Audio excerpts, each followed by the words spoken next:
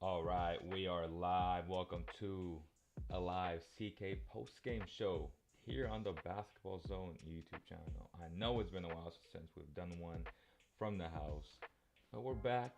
And yes, at first it was really frustrating because the Kings had an awful start to this game. Detroit did a good job of coming out, hitting the Kings in the mouth. And yes, it's Detroit. Yes, they're an awful basketball team, awful organization, but they took the punch and they responded. Domantas Sabonis was a beast. He was an ox, and he deserves a lot of credit because he really brought the Kings back into this game. Some of the stats from the King communication team that they lent us was that Sabonis extended his double-double streak to 19 games, the fourth longest such streak in franchise history. And then another one was Sabonis has his ninth triple-double of the season and 41st of his career. He becomes the fourth player in franchise history with 35 triple-doubles, joining Oscar Robertson with 59, Jack Tyman with 1, and Mitch Richmond with 1. Incredible company there, right? How's everybody doing? Welcome to CK Postgame Show. Hopefully everybody is well.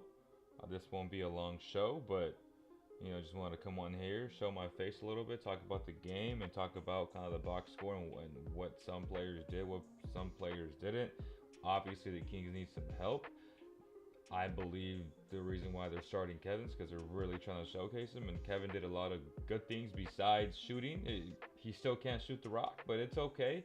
He was doing other things like good decision making in terms of making the right pass, etc. He was making timely cuts.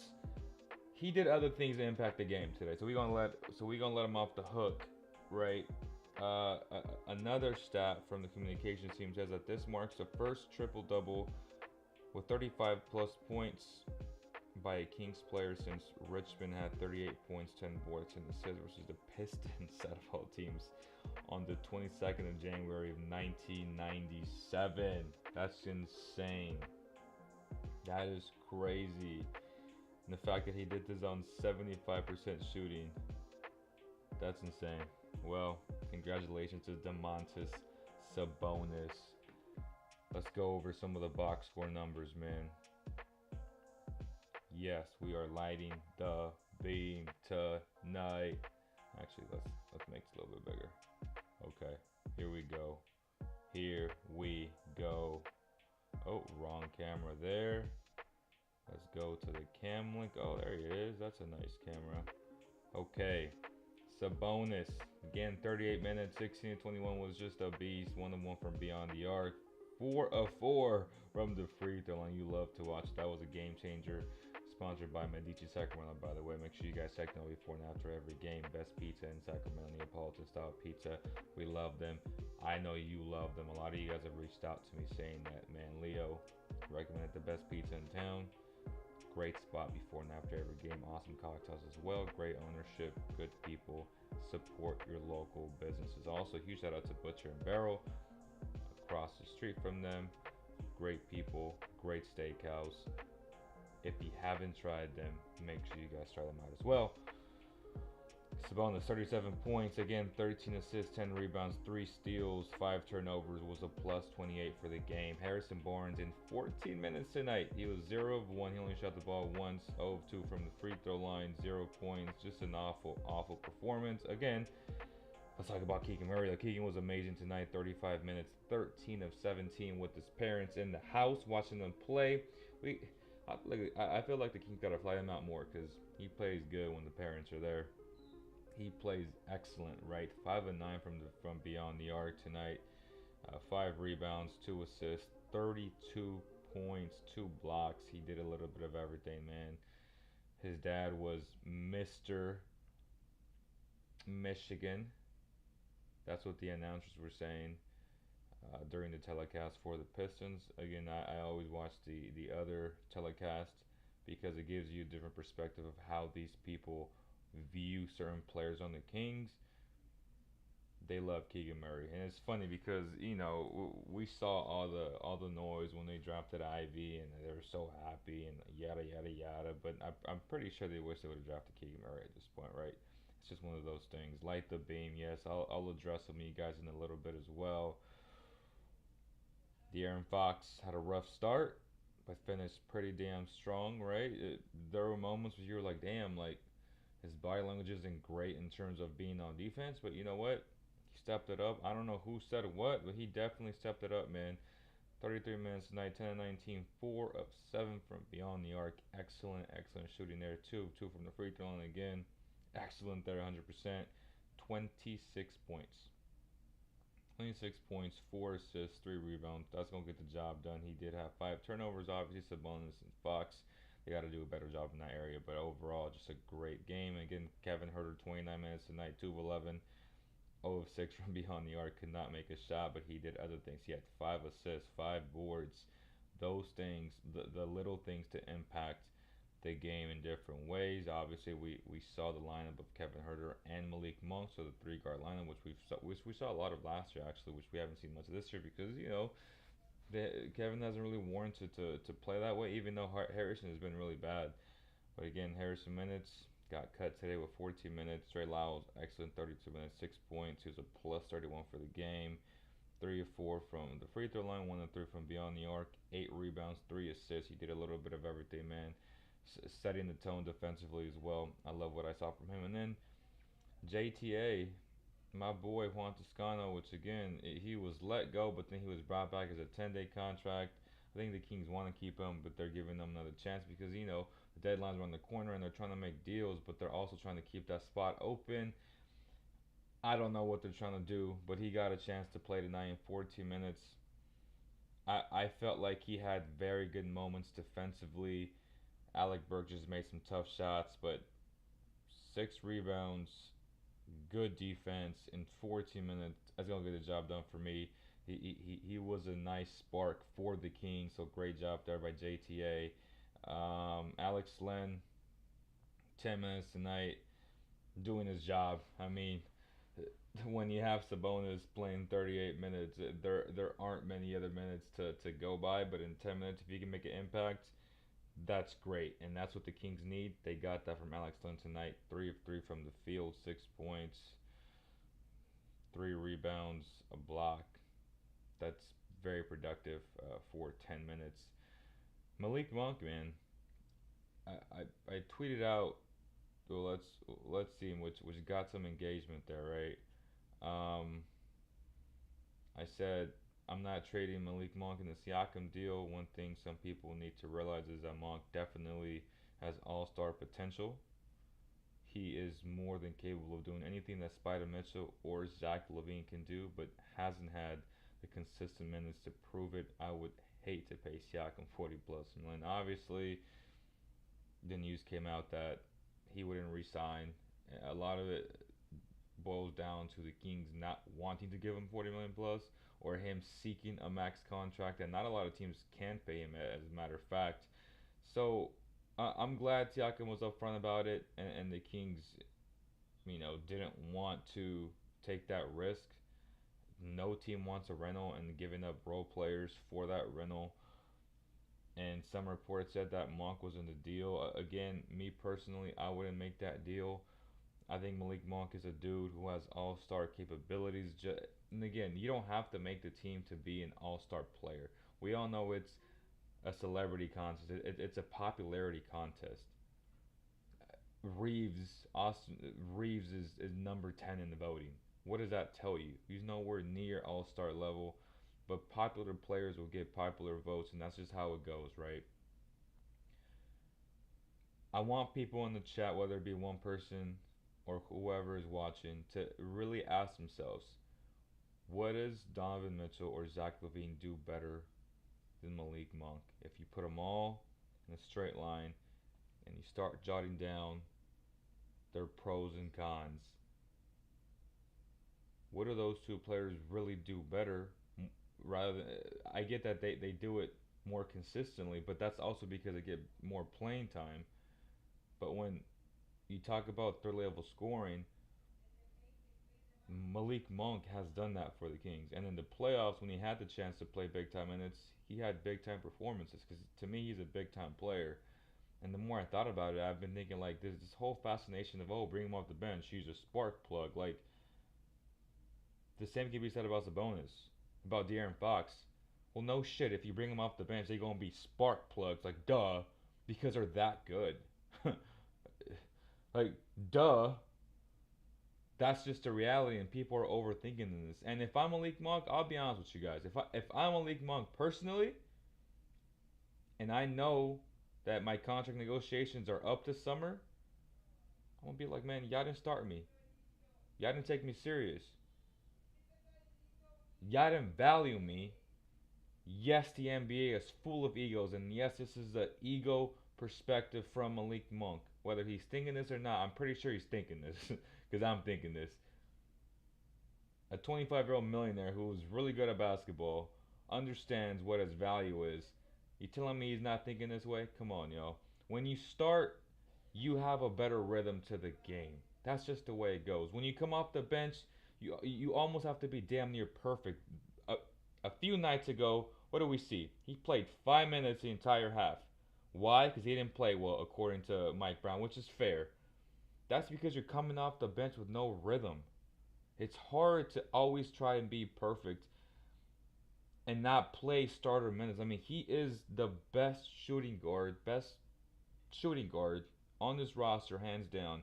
Yet he's not starting for you, and he's an excellent playmaker, averaging 9 assists. He had 9 assists today. When he gets a chance, he puts up 7 to 9 assists every game. Are you telling me that if he got 34 minutes a night, he wouldn't average 9 assists a game?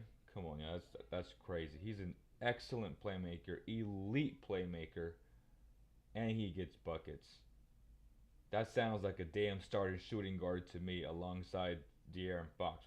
Whether you want to call him a secondary playmaker, 1A, 1B type of point guard, like you can always stagger those minutes, bro. Like all these labels, they don't really matter. Put the best players on the floor. Start your best players, man. Malik Monk is your third best player. Make no mistake about it. He's your third best player. Okay? He deserves to start. He deserves 34 minutes or more a night. What he did tonight in 28, what was it? 29 minutes? 28 minutes, 20 points, 9 assists, plus 18. Come on, yo. Like this shit is getting ridiculous at this point. Stop overthinking it. Stop being cute. Don't cry when he don't want to re-sign with you because the Kings aren't valuing him. That's just the truth. Value your best players, treat them with respect, and play this man the minutes he deserves. That's simple. Let's not get carried away now. That's simple.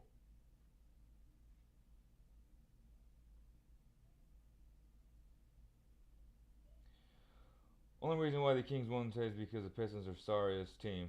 Yeah, I mean they suck. Detroit was dropping everything to start. That was ridiculous. Up, Lee, what's up, bro? Yes, Sabonis came out offensively today. Glad coach changed up the lineup more with us on the back-to-back. Pelican games proves that we can't win. Have awful defensive spells. Glad we pulled through the W though. Barnes for Kaminga. Yeah, I wish. Like the beam, Zach Levine will be Sacramento by the end of January. I mean, I hope not. Ivy and Cade clash with each other on the court, not personally. The Kings are whack. They ain't beating the Warriors or the Pelicans in the playoffs. They beating the Warriors for sure.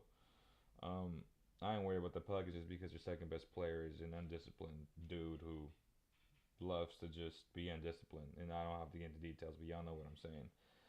That doesn't scare me in terms of longevity and throughout what the season entails, right? Like they got to make their own moves. Not enough spots at the at the lunch table. Keegan reminds me so much of Jay Will, beloved. My fans would not win with them. MB not gonna start Malik. Zach is a better movement shooter than Monk and Donovan. That's crazy. I highly disagree with that. I disagree with that on so many levels. Um, Mike Brown will probably get fired if the Kings continue to have bad starts. He's not gonna get fired, brother. I don't even know why they start Herter over Monk. Monk is just better. It's crazy, bro. Honestly, the only thing Spider and Levine do better is attack the glass and box out. They box out? They don't box out. But I don't know if I've seen a Kings guard box out once this year. Yeah, they don't box out, bro. Let's not get carried away. Zach Levine don't fucking box out. What? Um, at least give him the chance and get him go from there. I get coach says it's all about who starts and not who ends. Yeah, but the problem with that is that he's not getting starter minutes though. I'm fine if he gets 34 minutes off the bench. He's not getting that either. It's hard to really give him that much minutes when he's coming off the bench. Like there's a disadvantage to coming off the bench as well. As much as people want to say, "Oh, you're playing against the second," yeah, you're also playing less minutes though. Like, come on. Like he's averaging 25, 26 minutes a night. Like that's unacceptable on so many levels. That's crazy. Um, disappeared too much. Leo first post game back. Yes, sir. Anyways, what's a realistic trade for the Kings to get? I don't want Zach, so I don't really care. Mikal Bridges, that's not happening. Not happy with this win. Doesn't improve anything. Uh, how the hell are we gonna do down first quarter anyway? It's crazy, bro. Glowy won, but this is for one we don't mean nothing. Yeah, I mean they need a move, bro. They need a move, and it needs to happen ASAP. We all know that, okay? We all know that. But enjoy the small wins. Tonight was a small win, albeit they did cover the spread. They blew them out, 131, 110. Sometimes you just gotta celebrate small wins, yo. I get it. The Pistons are just awful, but what I want you guys to leave with after this post game show, quick summary of the game is what is Spida, realistically speaking, like if you look at the per 36, I think it'll be a lot more even than what you guys think. But what does Spida, Zach Levine do better than Malik Monk? Because Malik Monk can score on all three levels. He can shoot the three. He can attack the basket. He's a way better passer than both of them. They're all awful on defense. The advantage goes to Spida in terms of length because he has a 6'11" wingspan and he's little though. He's 6'1", 6 foot. Like he's legit little. So and obviously he's been a clutch performer in the playoffs. Obviously, people remember this last season with Utah. That wasn't good. Last year, he had an okay series. Garland was the one that struggled with Cleveland, but people remember those things. People would think about Monk. You're like, damn, like yeah, they lost, but Monk really played well against the Warriors. Just start him already. Just start. It's like stop being cute. Like just start the man, man. Like stop playing these games. It's truly not worth it, man. Like you're really gonna make this dude unhappy going into negotiations in the summer. That's crazy to me. Like why on earth would you not start him? It's the most logical sound thing you can do. But that's gonna do it, y'all. Hope you guys enjoyed this stream again. Huge shout out to Medici Sacramento. Appreciate all you guys for tuning in. People that will tune in after this. Pascal's better than Keegan. Pascal's not that good, bro. Honestly, like, I also don't want to say this. I don't want to end this. Pascal is a very good player. He's a fringe all-star. He's a top 40 player. He's not worth 40 million. He's not worth 35 per million. He's not worth 30 million dollars. He's worth 25 million, and that's not what he's gonna get. Like he wants more than that. That's just the reality of it. If you truly watch him play, and you don't just box score watch, you truly watch him play. He's a limited basketball player offensively, a lot like Sabonis, who was extremely limited offensively. Yes, he had 37 tonight. It doesn't take away the fact that Sabonis is limited offensively. He has two moves. Siakam has two moves. Truly watch them play. It's not that hard to guard them, honestly. And the two moves they have, it's amazing. Like, they're great at those two moves. But they're limited. You cannot say that about Fox. Fox is unguardable. Malik Monk is unguardable. Like, there's nothing you can do to those guys to stop them. Because they can go right, they can go left, etc. You cannot say that about Sabonis. You cannot say that about Siakam. There are certain things, certain limitations that guys have. Halliburton, limited offensively. Again, that doesn't mean they're not great players. That just means that they're limited offensively. All right, y'all. I hope you guys enjoyed it. Thank you guys so much for all the love and support, and I'll see you guys on the next one. Peace.